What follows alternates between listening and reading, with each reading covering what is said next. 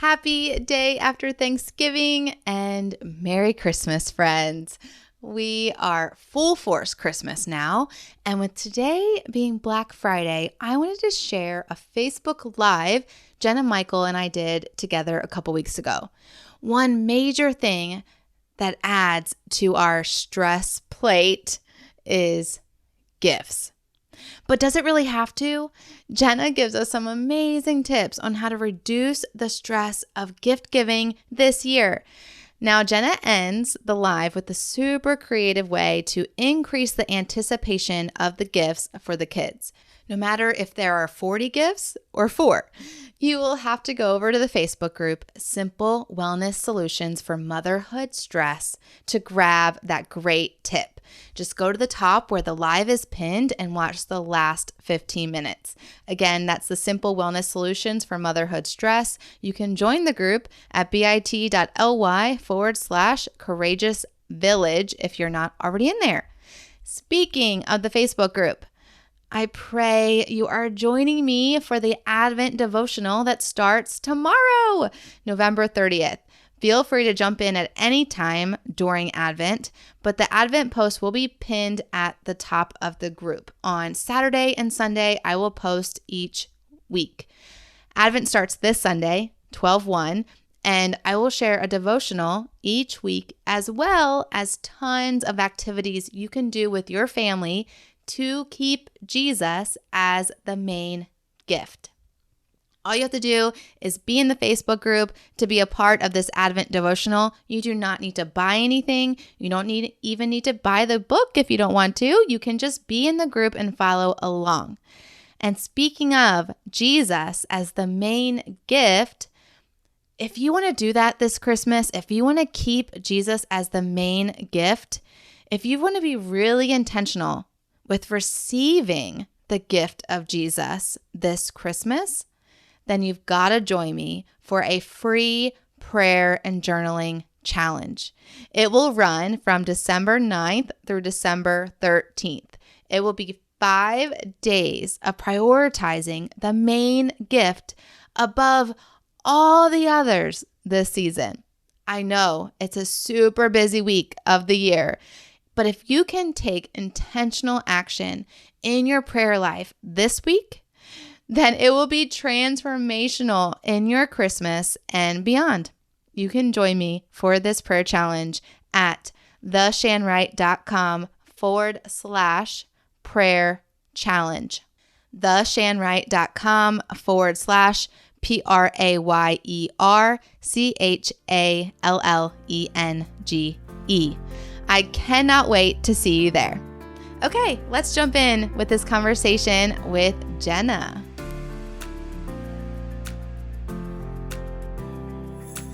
Hey mama, are you stressed by the lack of time in the day to do all the things? Are you feeling disconnected from God, your husband, and even your kids because patience and presence seem out of reach? Do you want a healthier body, mind, spirit, and home, but overwhelmed in where to start? Hey, I'm Shan Wright, daughter of the King, wife, mom to 4, RN, wellness coach, and I know very well what it feels like to want to live well, but about to lose it with my very blessed full life. After realizing I can't pour from an empty cup, I tracked my way to whole body wellness and so much peace. If you are ready to cancel the stressed out life, learn tactical, intentional strategies as a mom wearing many hats, find more peace, confidence, and joy raising kingdom kids, then listen in. Come on, mama, together we got this. Really, God's got this. So go heat up that coffee again and turn your listening ears on. Let's chat. We've decided to do a gift of what you want, wear, need, and read for each kid. We're also doing Christmas pajamas because that's like December 1st, like way before. And we're also going to do a stocking. Being that this is a big transition, I feel like it's very easy to fall back into old habits when you don't have a way to do something and you don't have it exactly planned out and thought through. It's easy to fall back to what's natural and what you've always done and what's all around you. Like when, you hear this mom has the same age kid and they're getting this for this kid. And you're like, oh, my kid really wants that, but I already got them their want. So, old ways would be like, well, it's still within budget. Let me just get that too. So I wanted to have this conversation so that we can be really intentional about our gift giving so that we can keep Jesus as the main gift. Continue the conversation with your kids about keeping Jesus as the main gift. Even if you do a traditional way or some other way, I would love to know if you have another way and you do something else, and how we can continue to make sure the kids at all ages know that Christmas is about God. That is why I wanted to have this conversation with Jenna, who is the author of Let's Choose Less and is all about living with less to have more. So, Jenna, thanks for being here today and having this conversation with me. Yeah, of course. Thank you for having me. I'm excited to have it. Yeah. Tell me, did you always do this with your kids? Nope, I did not. I grew up in a house with 5 of us, all girls. I'm one of 5 as well. Oh, no way. Maybe that's why we get along so well. So I'm the oldest, and holidays are a big deal. Like they're just big, especially when you have a lot of kids. And so growing up, it was a really fun, big, lots of presents, like the whole shebang. And when we started having kids, I wanted to continue that, but I got really overwhelmed, like really overwhelmed. Like I had one baby and I could not believe the amount of work that it took to clean up a holiday or to clean up a birthday. And as I continued to have more kids, it felt like that just escalated, right? It just multiplied the amount of stuff that was everywhere. So one of the things that inspired me to start doing this was that holidays were really overwhelming for me. I just couldn't handle all the influx of stuff that was happening. Why are we going to do less at Christmas when everyone else, culture at large, seems to be doing more? And they seem to be doing more, as in more gifts and more expensive gifts and bigger and larger, but also just more activities and more. So why are we going to go kind of opposite of that? Okay. That is an amazing question. And I think that we could cover this for hours on end. Yeah. The basic premise is I'm reading this book right now. It's called Family Unfriendly. It's a very fascinating book. It talks about how today's culture makes parenting so much harder than it needs to be, and how things have changed in our generation of parenting. So compared to what our parents experienced as children, or even what our grandparents experienced as children, our children are experiencing a very different life. And we as parents are experiencing a very different life. And so we sometimes only know what we know, right? Like we only know being parents right now in 2024 with the way that things are, but things weren't always this complicated and this hard. And so it's funny because in being countercultural right now, by doing less, by choosing to simplify, by choosing to stick to a budget, by choosing not to adhere to every whim and, request that our children give us, we're different because advertisers and society and culture are asking us to do more. So if you follow the money, which is a hard thing to do, you'll notice that a lot of this comes from an industry that wants to make money off of us wanting to be good parents. And our value as parents, our values as Christian parents, does not come from consumerism. It comes from the Lord, right? It comes from following in what the Bible tells us. So when we're doing this, why we're doing this is, 1, because it makes it way easier for us as parents. 2, because it continues to have the focus be what the point of the holiday and the celebration is. And 3, because our job as parents is not to give our children everything that they want, right? Say that. We had this discussion in the car last night, actually, because we'll point out when the kids are making a lot of requests. Mom, I want goldfish. Mom, I want this. Mom, when I'm 17, can I have this? Mom, when I turn 9, can I do this? Mom, next week, can we go here? And I'll be like, I hear a lot of requests right now. What is my job? What is my job as your parent? To make sure we're healthy, to make sure that we're safe, to keep our bodies growing big and strong, to teach us how the Lord loves us, blah, blah, blah, like the backseat answer. But I'm like, yeah, my goal, my role as a parent is not to make you happy, right? My goal is to keep you healthy. It's to keep you safe. It's to teach you about who your Lord and Savior are, It is not to just give in and say, oh yeah, you know what? I should buy you absolutely everything. That's not my job as a parent. And that's a really, really hard thing for parents of today to hear, because we're not told that very often. Because the message of today is buy more, do more. You're a bad parent if you go to the bathroom and you leave your child in the living room by themselves. Like, you're a bad parent for this, you're a bad parent for that. When like, really? No, you're a good parent. You love your kids. You set boundaries for your kids. That's a good thing. That's a really good thing. So yes, I love that. I love that answer. And that's something that I hold as a value. Maybe some other moms listening would say the same thing, but it gets really tricky around Christmas because you're like, yeah, I do that all year. Like, I don't give them everything they want. I actually don't buy a lot of things for them all year round. But when it comes to Christmas, I want to give them everything on their list. I don't want to get everything on the list. I want them to actually want something and then not receive it, because there's so many times in life we are constantly wanting, praying, right? We're praying to God, God, give me this, give me this. And it's like, he's like, no, that's not good for you. It's not good for you right now. And it's not good for you maybe ever. I will decide. And when they are seeking, they're asking us for things, requesting, mommy, I want this, I want this, I want this. It's like, maybe even it's something fine that they could have, but it's like, no, I actually just want to withhold it, because that teaches you that you do not get everything you want in life, not now as a 2-year-old, not as a 6-year-old, and not as an adult. And so it's just a life lesson that's actually something you can help them learn every Christmas that maybe would really be like foundational to them and would really serve them as an adult, knowing like, I don't get everything that I want. And that has taught me character. You know, the fruit comes from what we have inside. So I love all of that. Okay. So what year did you start doing it? Once we had 2 kids, when I realized that 2 kids meant twice as much stuff. And then as we moved into our 3rd child, it became more of a habit. And now it's become kind of a regular occurrence. Okay. So what are your ages now? So I have 8, 6, 4, and 3. And then tell me, because I actually, as I've been putting this out there, other people have been saying that they do. I've heard the 3 gift thing, and I've heard some additional, also something you make, and also an experience, or there's a few other variations. Why did you decide the 4?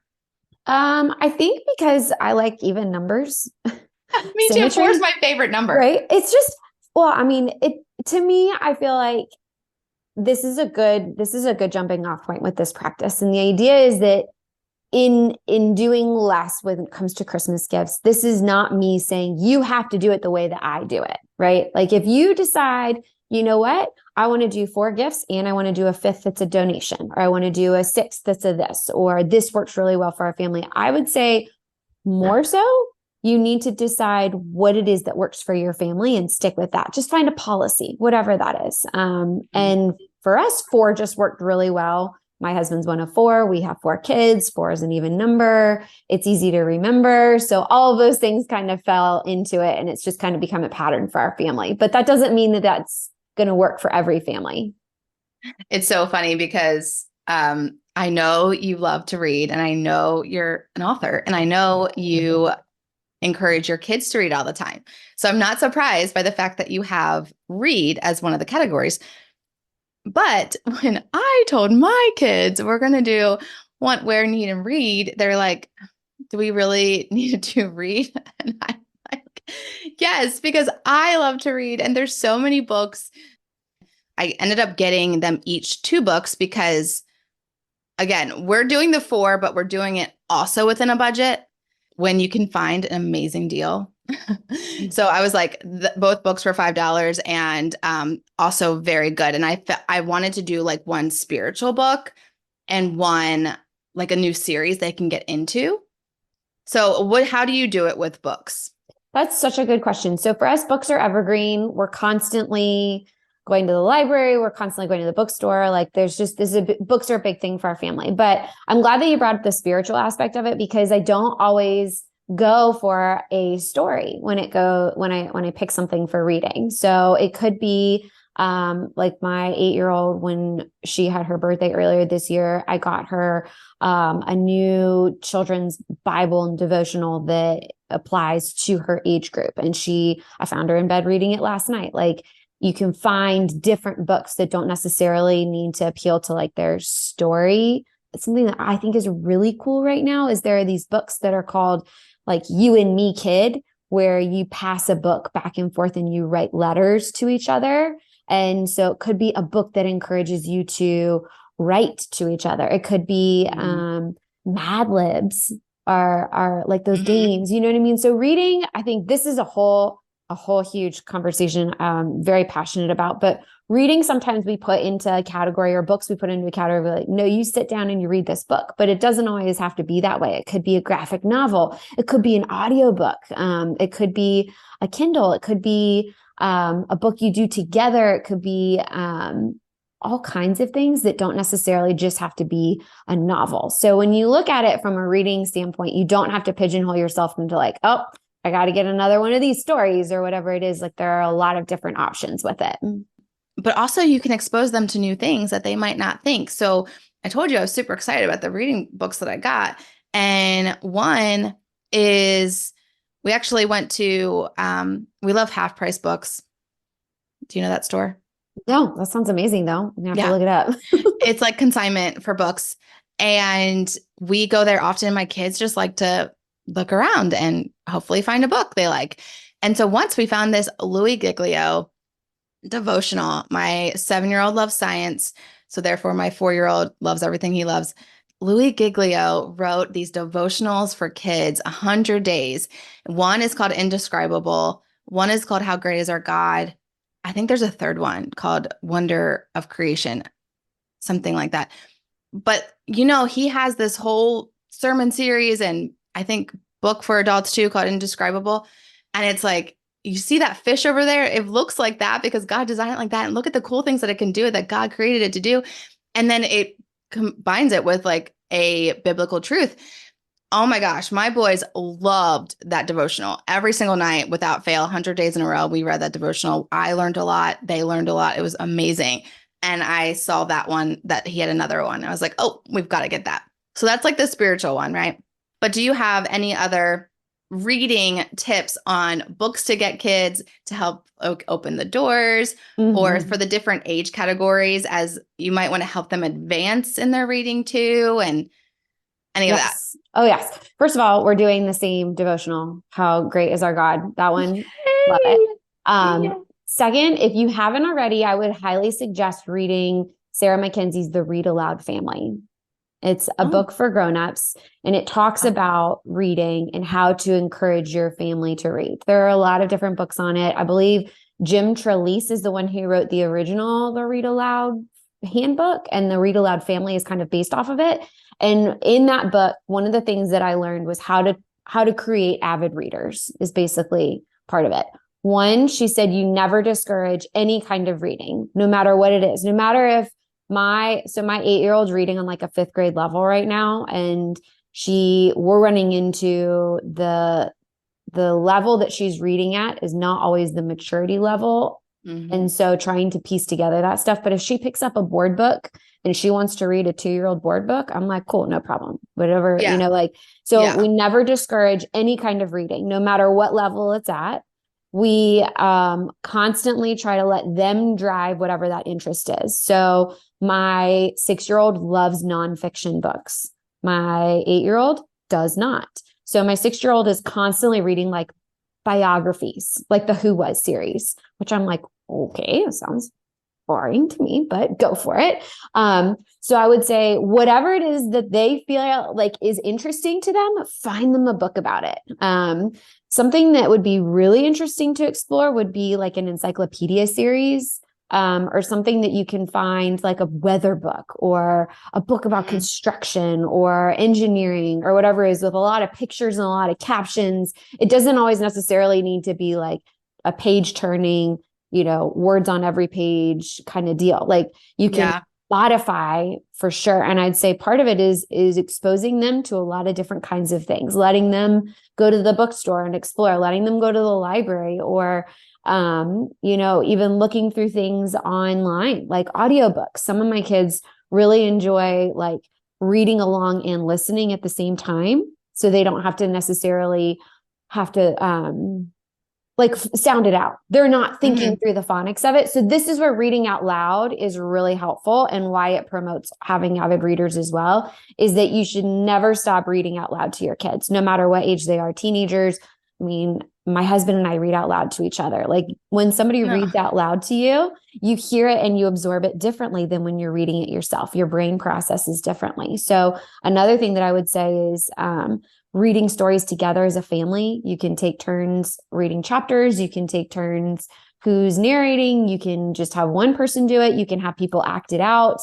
But reading in general, a lot of what I learned, I would say, came from the Read Aloud family, which is just a fabulous book. The other thing that I would suggest is modeling the behavior. So just like with exercise or with prayer or with eating well, if your kids see you reading, they're going to see that as a normal part of your habit, your daily life, your experience. And we don't watch a lot of TV. That's just a choice that we have. It's not that we're anti-TV. It's that there's just way more books in the world that I want to read than TV shows that I want to watch. And so my kids see me read every day. Like I don't save my reading for after they're in bed, or if it's during nap time, or if they're not near me. I purposely read in front of them, and I'll be like, hang on, this is really good. Or hey, on, I got to finish my Bible for the day, or whatever it is. And I read in front of them. And that also models the behavior. So it becomes a normal part of relaxation or just living, which is super important. That's really good. Okay, good. I don't know. I was going to say what is kind of crazy about one thing you said about reading as a family is oftentimes the only time that we do read as a family is Advent. And so I did want to talk about this at some point. So why not just bring it up now? Advent is an amazing way that we can keep Jesus as the main reason of the season. And we have started celebrating Advent as a family. Two things. We actually do a lot of Advent activities. One is with the Jesus Storybook Bible. And so no matter the age kid, we all read the Jesus Storybook Bible together at night, and it goes along with the Christmas story.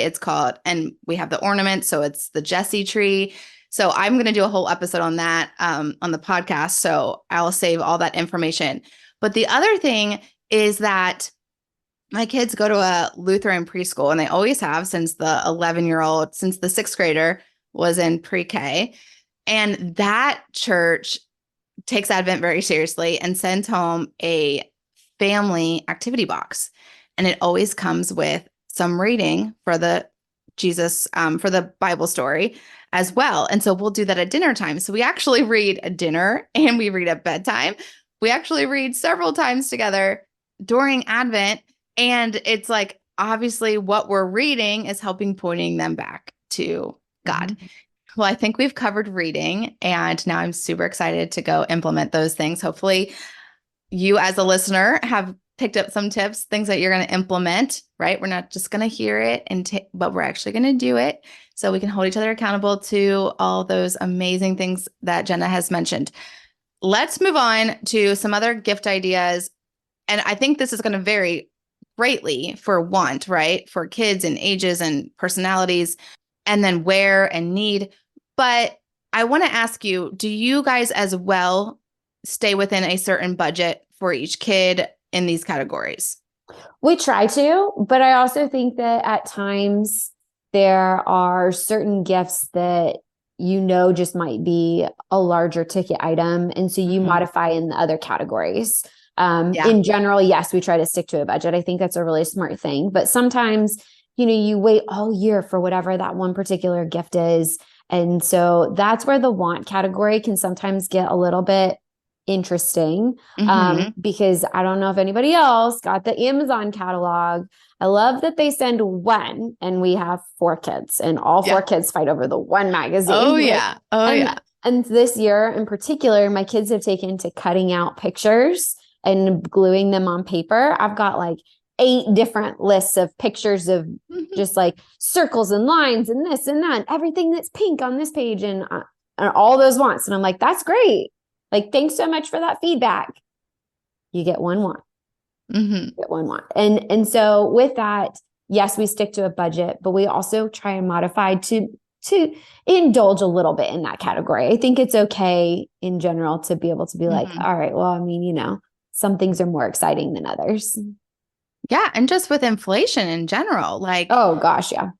Everything they want is typically more than $25. And if I'm trying to stay within $100 budget with each kid, it's like kind of hard. But thank goodness there's sales out there and all of that, even with inflation. So I'm stealing some deals. But like I said, I have one kid who's obsessed with Legos. Lego does never go on sale. Mm-mm. They never go on sale, and they are astronomically priced. Like, I don't know what they're thinking. Like, I loved Legos growing up, but there's a whole new game right now. And I'm like, I love that you like it, but can we get it through this stage, please, someday? Yeah, that's hard. And in that particular situation, my first thing that I would do, I would elicit contribution from other people, like if grandparents want to help. Or I would say, okay, I hear that this is something you really want. That means in our other categories, we're probably going to have lower budget items. Not to say we're going to buy our kids like junk, but at the same time, like we're not going to get everything that we want in all 4 categories and explode the budget. So it's also a really, really good lesson in finances for kids as they get older, right? Understanding that the pie is only so big. You can only slice it in so many ways. We can cut it in all different directions, but at the end of the day, it's still just one pie is a good way to describe it. Yeah, that's a great way to describe it for kids. And it is interesting. And that actually leads me to like age 5 to 10 gift ideas for these other categories. Want, wear, and need. I mean, wear, you can find a lot of great deals as well. But when they get to ages 5 and 10 and even older, they want a pair of shoes, and they're $150 for one pair of shoes. Like, and that's a wear, that's the want, that's a need. Like, I'm like, okay, that's the only thing you're getting. But then it's like, it's one pair of shoes. Come on, we can't. So then I'm like, you just can't have that brand name thing that everyone else is having. I mean, why? Why do you need it? So give us some ideas for the older kid who is wanting all the trendy stuff, or even, something that's not trendy, but they just really like it and it's more expensive. That's really hard. Like, let's just put that out there that that's a really hard thing to do. And this is where it's really important to be very locked in on what it is that your family values, right? Mm-hmm. You need to be able to be like, hey, you know what? I love that you really love these shoes. Let's sit on it for a little bit. You've got a birthday coming up in July or whatever it is. If you still really want those shoes in July, we can talk about it. Or if they've been waiting for them for a long time and they understand that that's like the budget busting gift, like that's what you're asking for. That's cool. I'm being transparent here. I just think that this is where our guilt as parents happens because of what we are told we should do, or what we are afraid of making our kids' feelings hurt, right? Like, okay, this is a really good example, actually. When I turned 16, I wanted a car. I really wanted a car. Like, I had dreams. I was going to wake up and there's going to be a red BMW convertible in my parents' driveway, and I was going to drive it, and it was going to be so cool. My parents could not buy me a red BMW convertible, nor would they ever choose to, nor would I ever choose to. But as a 16-year-old, that was my dream. And I wake up on my 16th birthday and there's no red BMW convertible. And I'm like, ugh. But I still remember it was a lesson that I learned. And it's something now I would never buy that because it can't fit car seats in a convertible. Let's be serious. But anyways, those are things that just because we're teaching our kids a lesson, just because we're standing on the ground that we have decided is what we need to stand on, does not mean that we're wrong. It just doesn't make it easy. But most of the time, things that are worth fighting for are not easy to get towards. So when it comes to these decisions, and you're sitting there and you're like, man, my kid really wants a brand new laptop for Christmas. And it's like, that's just not in the cards for us right now. Like, we can find different ways to modify it. We can talk about it. We can, work on getting jobs together. Like, we can plan and make a solution with it, but it's just not going to happen. And I understand that's disappointing. And you can have a conversation about it. Yeah, I get it. That's really hard. But also, as adults, when was the last time that we really sacrificed something as well? Like, we're so used to getting what we want, right? Oh, I got a credit card. Yeah, I need new shoes. I'm going to buy new shoes. Oh, I got a smartphone. I'm going to order it on Amazon right now. Oh, you know what? I really need this. So it's just going to happen. And sometimes it's a really good lesson for us in ourselves as well as for our kids to deprive ourselves of something for a little bit, to not get everything we want right when we want it. Yeah. But it's not an easy thing to do, especially in today's culture. Yeah. Well, I was telling my one daughter who loves shoes, loves them.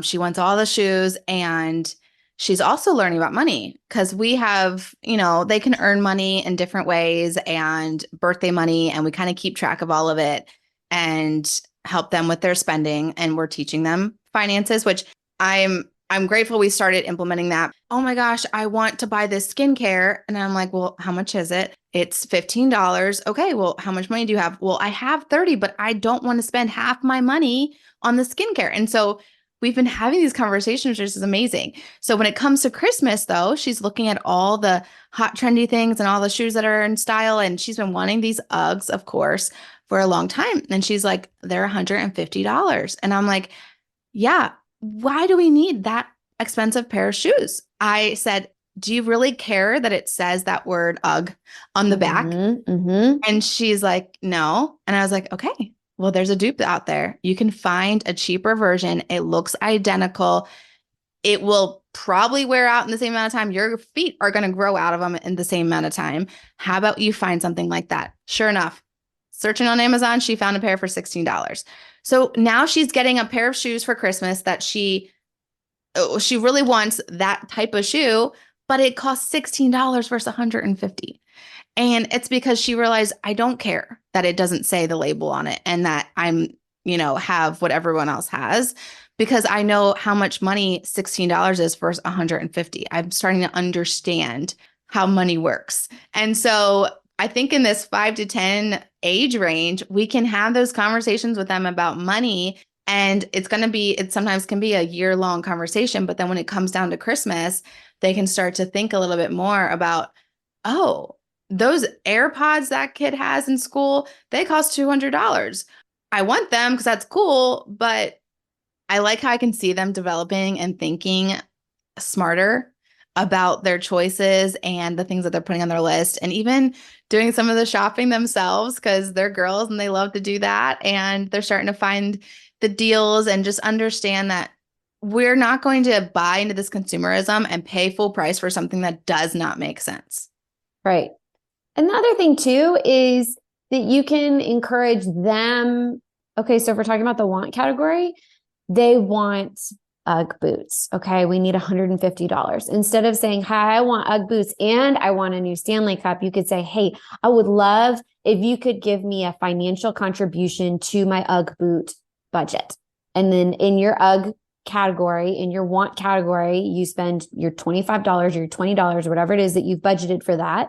And that goes into that bucket. Hey, grandma and grandpa, I would really love for Christmas a financial contribution to my UGG boot budget. Hey, Aunt Cece, Aunt whoever, Aunt this, I would really love a finance. And they can be the ones that can understand how much goes into accumulating the finances in order to be able to get what it is that they have on their want list. Yeah. So it's not that you're saying no, it's saying, I hear you. Here are our boundaries. How can we make this work together? Let's figure this out together. Okay, this is how it's going to work. And so I feel like I don't want it to sound like I'm a mean person where I'm like, no, just say no to everything. Don't get them their stuff.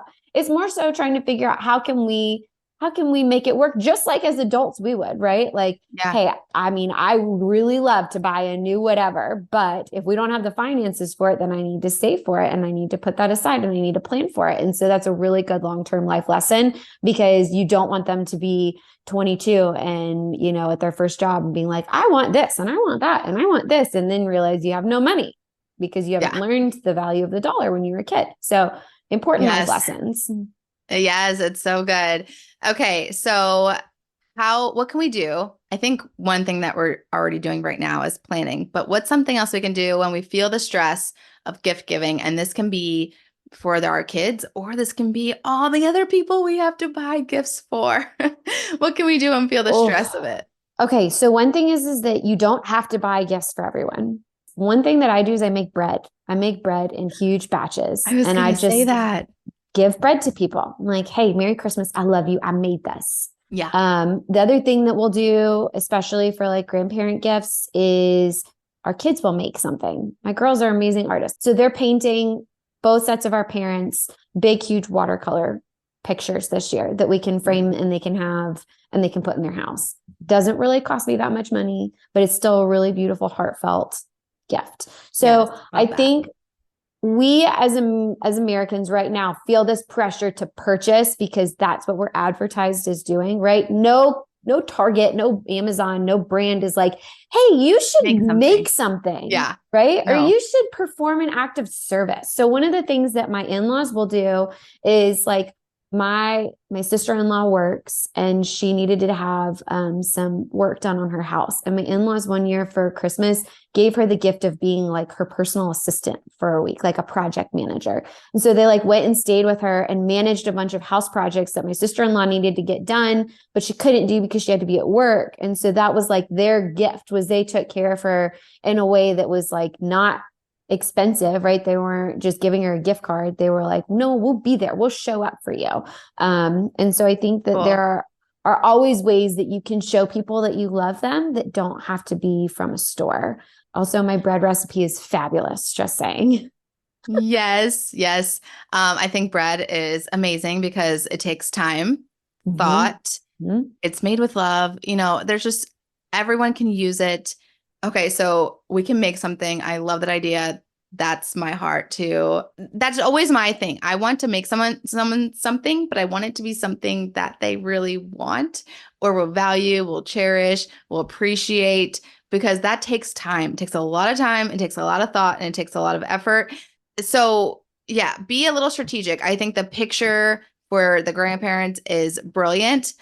One year we took pictures of, I only had 3 kids at the time, and it was like, I heart you, and framed each picture. Each kid was holding up the I or the U or the heart. And then I framed it in a 3-frame picture frame for my mom, and she loves that picture. And it's like, that was so simple. That was so So simple. easy. Yeah. Yeah. The Those things the are easy. the saying is, I don't want your money, I want your heart. Hmm. Right. And so, Yeah. like, for my best friend for her birthday one year, I wrote her a letter. And all I did was I just literally shared my heart on the page of like, this is how much you mean to me. And obviously, words are important to me as somebody who writes, but like, no one remembers a tchotchke.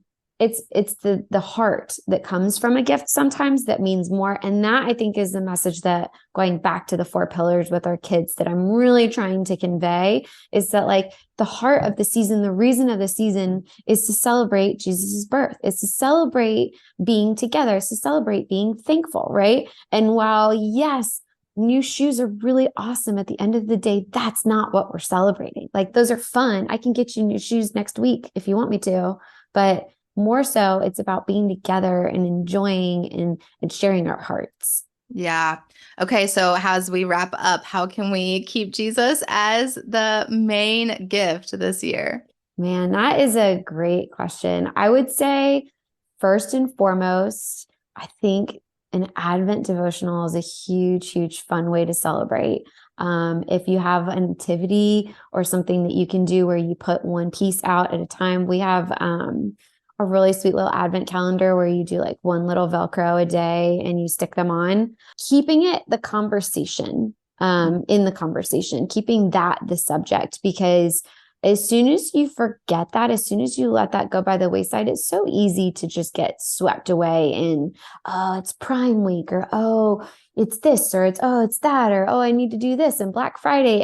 And so constantly having, whether it's a visual reminder, an auditory reminder, that the reason that we're celebrating is for something so much bigger and greater than just a sale.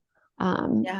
And so I would say keeping it on the forefront, being very mindful of it. That's such a good point, and something I never thought of. I'm a big decorator before Thanksgiving, and I have already decorated.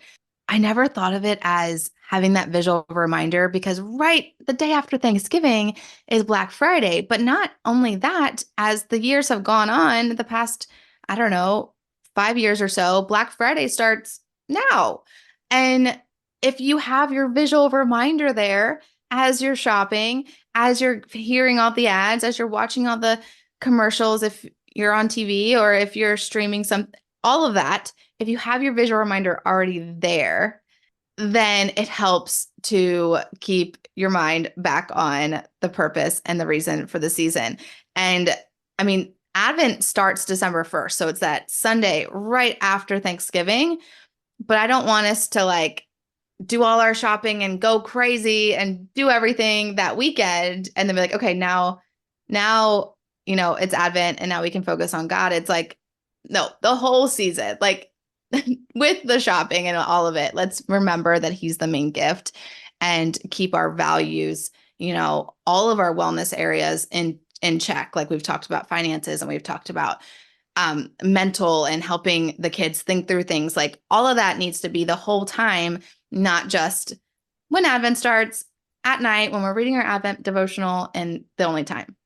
Yeah, I think one thing that I would just tag on there is that I am already done with all of my shopping for this season. I start very early. I create a list where I have like my 4 pillars, and then I fill those in, and then I finish. If there's something that I'm waiting for with a Black Friday sale or something, like that's fine. But I already know going into the season what it is that I want to purchase and gift. Because if I allow myself to get swept into the commercialization that happens with this season, I inevitably get carried away. And so I purposely start very early. I make my list. I satisfy that list. Like everything's done. I actually have to like make sure it's all hidden really well. And then from there, I as a mom am able to relax and enjoy the season more, because I'm not like, oh my gosh, this is not going to ship in time and it's not going to get here and I don't know what I'm going to do and I need this last thing or I need this or whatever. I can just kind of pace myself throughout the season, and that helps spread it out as well. So I love that you're already done. And that is, as our family makes this big transition, maybe next year I'll be done at this point. But I think just the thinking through it and, like you said, planning out before you look at the sales, before you look at what everyone's got and everyone's pushing you to buy, spend that intentional thought time, make the list and plan and have it done. So my goal is December 1st to have everything done. But that way, so you can enjoy Advent, like you said, and be really, really present. That is such a good point. As far as sales do go, I just want to make sure, like, I'm not saying don't get a good sale. I think that's a great thing. What I am saying is that a sale inspires you to want to buy something. So when you go into so when you go into a sale and you know what it is you're looking for, hey, I really want to buy a new Stanley mug for my kid. I'm going to look for a Stanley mug sale. Versus, I wonder what Target has on sale this season. Oh my gosh, I want to get that. And I want to get that. And I want to get that. And before you know, you've just blown your budget. You're over max. Your credit cards are all maxed out, whatever it is. So being able to know what it is going into your sale versus letting the sale dictate what it is that you're purchasing. You gave us so many amazing tips. You gave me some amazing tips. I'm super excited. So thank you so much. Thank you for having me. Yeah, of course. Yeah. And let's, anyone watch the replay, please chat in the comments. Let us know any questions, if you're like, okay, I have a 5-year-old and I'm really struggling with need. What do I get them that they need? They have everything they need. Let's talk about it. Put it in the comments. Let's chat back. Jenna will be watching the comments too. We'll get you some good ideas, or something we really didn't talk about was in depth was like experiences, or so if you have ideas about experiences that you're like, well, what can we do instead of buy them a gift? Let's talk about that too in the comments. So let's chat away, and we're here to answer anything. Thanks so much. Yeah, thank you. Hey, Wellness Warrior. I pray that blessed you. And if so, it would bless me big if you would write a 5-star review and subscribe on Apple Podcasts. Not only would this make me super happy, but it will allow for others to find this show too. Also, I love to chat over on Instagram, so make sure to take a screenshot, share to your Instagram stories, and tag me at the Shan Wright, so I can see it and we can keep chatting and bring other moms to chat with us. Until we get to chat again, mama friend, may the Lord's face shine upon you and give you peace.